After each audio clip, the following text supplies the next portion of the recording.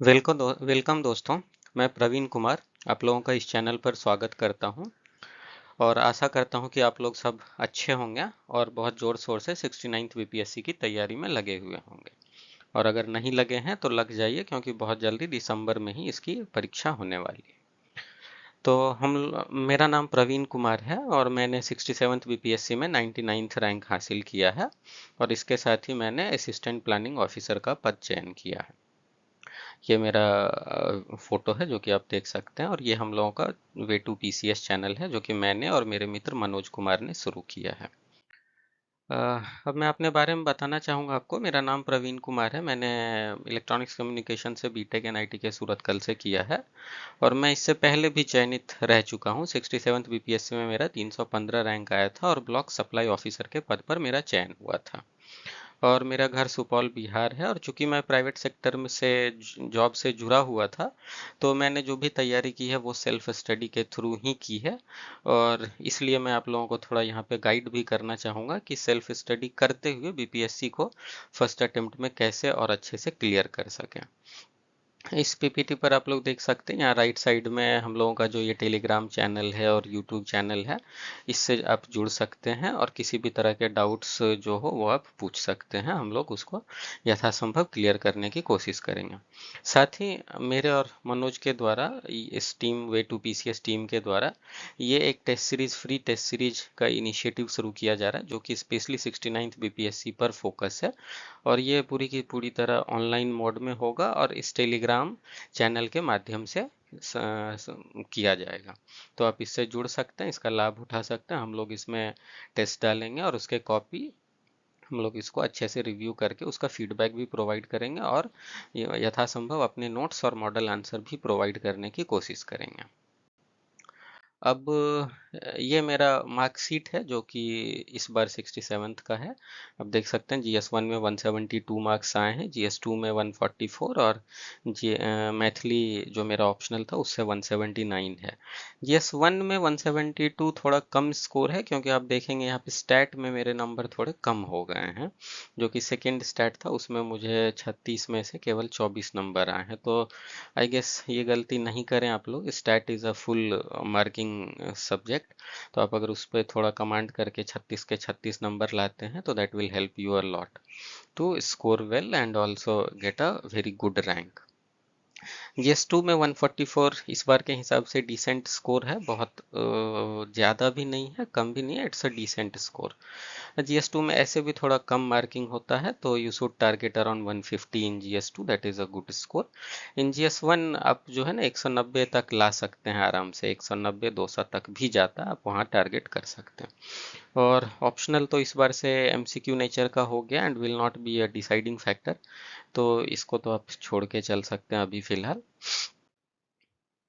अब जो मैं डिस्कस करने वाला हूँ कि तैयारी कैसे की जाए, स्पेशली मेंस का, चूँकि हम लोग 69th मेंस पर ही फोकस कर रहे हैं उसके लिए। तो फर्स्ट स्टेप में सबसे पहले तो कोई भी एग्ज़ाम की तैयारी कर रहे हो आप, तो बीपीएससी मेंस का सिलेबस देखना सबसे ज़्यादा ज़रूरी हो जाता है। इस सिलेबस को अच्छे से देखें, उनकी बारीकियों को समझें और उसमें जो टेस्ट हैं, टॉपिक्स हैं जो कि उसमें क्लियरली मेंशन है, उसको नोट डाउन कर लें अलग अलग सब्जेक्ट वाइज। इसके बाद आप प्रीवियस 10 to 20 ईयर्स का कोई भी एक topic wise solved question bank ले लें, जिससे आपको मदद मिल जाएगी कि हर सब्जेक्ट में कौन कौन से टॉपिक्स ज़्यादा इंपॉर्टेंट हैं, और उसके नोट्स जरूर बनाएं आप। जो मैंने यहाँ लिखा है मेक योर ओन नोट्स, ये नोट्स सबसे ज़्यादा जरूरी हैं, जो कि आपको लास्ट टाइम में मेमोराइज रिवीजन करने में मदद करेंगे और अधिक से अधिक पॉइंट आप इसके थ्रू मेंस में वहाँ पे एग्जाम में लिख पाएंगे। इसके साथ एक सबसे इम्पोर्टेंट पॉइंट होता है, मेंस में जो क्वेश्चंस आते हैं उसके पीछे एक टेल वर्ड लगा होता है, जैसे डिस्कस, एनालाइज, कमेंट, डिस्क्राइब, इस तरह की चीज़ें। तो इसको थोड़ा अच्छे से आप समझ लेंगे। इस पे काफ़ी सारे वीडियोस या ब्लॉग पे हैं लिखे हुए, और कुछ आप गूगल पे भी सर्च करके देख सकते हैं। इस टेल वर्ड को हमेशा ध्यान में रखें, जब भी आप बीपीएससी मेंस का आंसर लिख रहे हो तो इस टेल वर्ड को हमेशा ध्यान में रखते हुए आंसर करें, आपके मार्क्स हमेशा ज़्यादा बेहतर आएंगे। अब हम लोग बढ़ते हैं GS1 सेक्शन की तरफ। तो GS1 में हिस्ट्री आता है। History is a scoring subject in GS1। इसमें ज़्यादातर फोकस हमेशा आर्ट एंड कल्चर और मॉडर्न इंडिया पे रहता है, जिसकी तैयारी आप modern India by Rajiv Ahir की जो बुक है स्पेक्ट्रम पब्लिकेशन की, उसको ध्यान दे सकते हैं। और बिहार हिस्ट्री के लिए आप लूसेंट या KBC नैनो की जो बुक आती है उसको भी देख सकते हैं।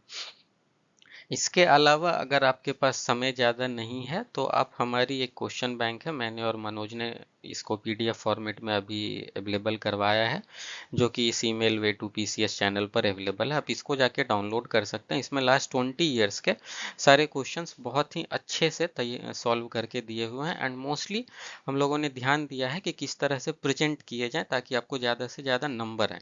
तो आप इस क्वेश्चन बैंक का प्रयोग एक तरह से सब्जेक्ट मटेरियल के तौर पर भी कर सकते हैं to get more and more marks, और किस तरह से प्रेजेंट किया जाए उस फॉर्मेट में भी कर सकते हैं। तो आप अगर कोई और बुक पढ़ने का अभी फिलहाल समय नहीं हो आपके पास तो आप इसको देख सकते हैं। This will suffice most of your need in BPSC mains exam. उसके बाद आते हैं करंट और IR सेक्शन। ये बहुत ही डायनेमिक होने लगा आजकल, और इसके लिए आपको ना पिछले 1 साल के 8 महीने से 1 साल के विजन IAS या दृष्टि IAS का जो मंथली करंट अफेयर है इसको पढ़ना पड़ेगा। उसके जो इम्पोर्टेंट टॉपिक्स हैं उनको नोट डाउन कीजिए, उसका अपना नोट्स बनाइए और फिर उसको ज़्यादा से ज़्यादा रिवाइज कीजिए। क्योंकि ये जो विजन IAS या इनका जो मंथली मैगजीन होता है ये तो काफ़ी बड़ा होता है, करीब 150 पेज का एक बार होता है, 100-150 का। तो आप पूरा नहीं पढ़ना, उसमें से केवल सेलेक्टेड टाइप जो टॉपिक जो बिहार के लिए इम्पोर्टेंट हो या बहुत ही बर्निंग इशू हो नेशनल का, तो उन सब चीज़ों को देख के आप अपना नोट्स बनाएं। उसी तरह से स्टैट है। स्टैट अगर आप साइंस बैकग्राउंड से हैं तो आप अगर लास्ट के 10 साल के क्वेश्चन भी प्रिपेयर कर लें अच्छे से तो उससे काम चल जाएगा। बट अगर आप ज़्यादा कॉन्फिडेंस चाहते हैं और थोड़ा वीक हैं मैथ्स में तो आप ना LK झा की एक स्टैट की बुक आती है उसका रेफरेंस ले सकते हैं। इसके बाद हम लोग बढ़ते हैं GS2 के लिए। तो GS2 में सबसे ज़्यादा इंपॉर्टेंट 3 सेक्शन है, polity, geography, economy, science and. Polity के लिए M लक्ष्मीकांत जो है ये सफिशियंट बुक है, इससे ज़्यादा कहीं देखना नहीं पड़ेगा। बट चूंकि M लक्ष्मीकांत काफ़ी बड़ी बुक है और बिहार BPSC के लिए सारे टॉपिक्स इंपॉर्टेंट नहीं है, तो आप ना प्रीवियस ईयर के क्वेश्चन बैंक देखें और उनका रेफरेंस लेके आप जो इम्पोर्टेंट टॉपिक हैं, करीब 16 से 20 इम्पोर्टेंट टॉपिक्स आते हैं इसमें, जो कि parliament, chief minister, governor, president, centre state relationship, inter state dispute जिसमें रिवर डिस्प्यूट और जोनल काउंसिल ये सब आते हैं वो, और थोड़ा जो सबसे ज़्यादा इम्पोर्टेंट BPSC के लिए एक सेक्शन है वो है इलेक्शन से रिलेटेड जो भी है, इलेक्शन कमीशन ऑफ इंडिया या इलेक्शन से रिलेटेड जितने भी तरह के इशू हो सकते हैं, criminalisation of politics, caste politics, regionalism in politics, regionalism, communalism, ये सब भी एक इम्पॉर्टेंट टॉपिक है। तो इलेक्शन बहुत ही फेवरेट टॉपिक होता है BPSC का, तो आप इलेक्शन का ना जितने भी डायमेंशन आप सोच सकते हैं सब कवर करने की कोशिश करेंगे, कास्ट पॉलिटिक्स हो, रीजनलिज्म हो या क्रिमिनलाइजेशन हो, इस सब तरह की सारी चीज़ें, या जो भी नए कुछ इशू चल रहे हो इसमें वो सब सारी चीज़ें इसको कवर करने का कोशिश करेंगे। ज्योग्राफी इकोनॉमी काफ़ी बड़ा वास्ट टॉपिक है, बट आप इसको ना NCERT पे लिमिट कीजिए। जो इंडिया का सेक्शन है वो आप NCERT पे लिमिट कीजिए, उससे ज़्यादा की ज़रूरत नहीं पड़ती है। बिहार ज्योग्राफी के लिए महेश वर्णवाल की बुक आती है, वो बहुत ही अच्छी है, आप इससे पूरी तरह से कवर कर सकते हैं। उसमें बहुत अच्छे से जो है आपका रिवर और सारी सॉइल, रिवर जो भी है, इंडस्ट्री, वो सब सारी चीज़ें हैं, आप इसको देख सकते हैं। इसके बाद जो सबसे ज़्यादा इम्पोर्टेंट टॉपिक है वो है बिहार और इंडिया का इकोनॉमिक सर्वे। इसको आप ज़रूर अच्छे से देखें और इसका 10-10 पेज का एक नोट्स बना लें जिसमें आपके पास डाटा हो कि जैसे एग्रीकल्चर है तो कंपेयर टू इंडिया बिहार का एग्रीकल्चर लास्ट 10 ईयर्स में कैसा ट्रेंड है, प्रोडक्टिविटी या जो प्रोडक्शन है उसमें राइस का या व्हीट का या कोई भी, जैसे बिहार को पिछले 4 बार कुछ अवार्ड्स मिले हैं इसमें एग्रीकल्चर प्रोडक्टिविटी में, या 4 रोड मैप्स हैं। तो इसमें डेटा ना बहुत इंपॉर्टेंट है, तो स्पेशली एग्रीकल्चर, इंडस्ट्री, GDP के डेटा, नेशनल कैपिटल या नेशनल इनकम का डेटा, और जो आपका सोशल सेक्टर के डेटा है जैसे फर्टिलिटी रेट है, IMR है, ह्यूमन डेवलपमेंट इंडेक्स वगैरह का डेटा है, या बिहार में इन्फेंट मोर्टिलिटी रेट, इन सब से रिलेटेड, या जो हेल्थ सेक्टर में ग्रोथ हुए हैं लास्ट 10 ईयर्स में, उसके डेटा ना आप जरूर कैप्चर करके उसको एक अलग से 10 पेज का नोट्स बनाएं और उसमें रखें। और जो भी क्वेश्चंस आजकल आते हैं आप देखेंगे, मैं भी अपना कॉपी होगा तो शेयर करूंगा धीरे धीरे इस चैनल पर, उसमें भी आप देख सकते हैं, या और किसी की टॉपर के भी कॉपी देखिएगा जहाँ पे भी आपने डेटा कोट किया है और वो डेटा ऑथेंटिक इकोनॉमिक सर्वे सबका डेटा है, वो आपको ऐसे ही 3-4 नंबर ज़्यादा दिलवा देगा। So always make notes of. सारा चैप्टर पढ़ना काफ़ी डिफिकल्ट होगा, that I can understand, but generally Bihar वाले में ना फर्स्ट चैप्टर में सारे समरी होते हैं, या एडिटोरिया या किसी और के करंट बुक में ना सारे समरीज अवेलेबल होते हैं। तो उसको ना सही से कंटेक्स्ट में बनाइए कि अगर एम्प्लॉयमेंट का कोई भी क्वेश्चन आए तो I should quote this data, या हेल्थ का या सोशल सेक्टर में आ गया, वुमेन एम्पावरमेंट का, तो इंडस्ट्री का आ गया, तो उसमें कौन से डेटा मुझे लिखना, उस तरह से कुछ टॉपिक के डेटा बना के रखें आप, वो काफ़ी मदद करता है आपका। और हाँ, प्रीवियस ईयर का क्वेश्चन जरूर देखें, जिससे आपको पूरा क्लैरिटी आएगी कि कौन से टॉपिक्स ज़्यादा इंपॉर्टेंट हैं, जिस पे ज़्यादा फोकस देना है। फिर साइंस एंड टेक की बात करते हैं, ये भी काफ़ी डायनामिक है, और क्वेश्चन ज़्यादा ना आपको टेक्नोलॉजिकल डेवलपमेंट और उससे इंडिया या बिहार का कैसे डेवलपमेंट हो सकता है उस पे आता है।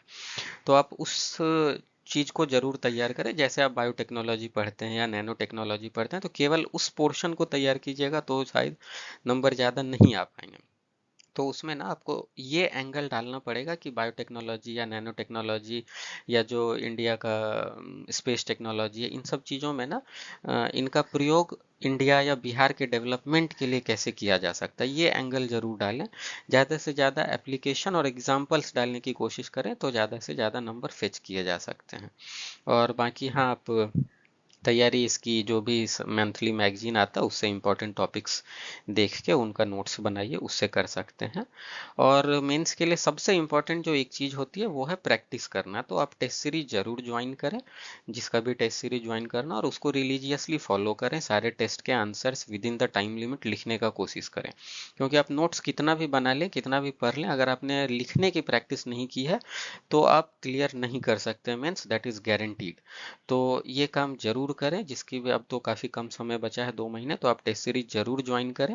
अगर अभी तक आपने कोई ज्वाइन नहीं किया है तो हम लोग भी इस तरफ एक इनिशिएटिव शुरू कर रहे हैं, जो कि हम लोग 10 टेस्ट का एक टेस्ट सीरीज शुरू कर रहे हैं, जिसका कि प्रोग्राम यहाँ पे दिया है डेट वाइज, कौन कौन से टेस्ट किस किस, कुछ शुरू के 5 टेस्ट सेक्शन वाइज है, फिर 4 टेस्ट जो है वो फुल टेस्ट है, और लास्ट वाला एक बस एसए का टेस्ट है, और बाकी हर टेस्ट में हम लोग एक एक एसए का भी क्वेश्चन डालेंगे।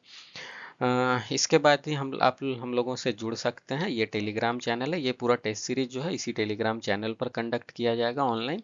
जो भी बच्चे टेस्ट का आंसर लिख के देंगे उसको हम लोग, मैं और मनोज, स्पेशली अच्छे से चेक करेंगे, और जो भी फीडबैक प्रोवाइड करना होगा वो प्रोवाइड किया जाएगा, ताकि आप अच्छे से अच्छे उसको नंबर फेच कर सकें। साथ ही जो हमारे भी कुछ रेफरेंस नोट्स हैं और जो इकोनॉमिक सर्वे के समरी डेटा हैं, वो सब हम लोग इस चैनल के थ्रू प्रोवाइड करने की कोशिश करेंगे।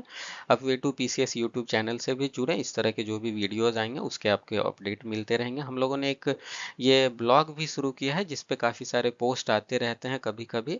ये बहुत ज़्यादा एक्टिव तो नहीं है, there will be very limited post in a week और समथिंग, बट आप इसको देख जरूर सकते हैं, क्योंकि जो भी होगा काफ़ी आपको हेल्पफुल होगा ये।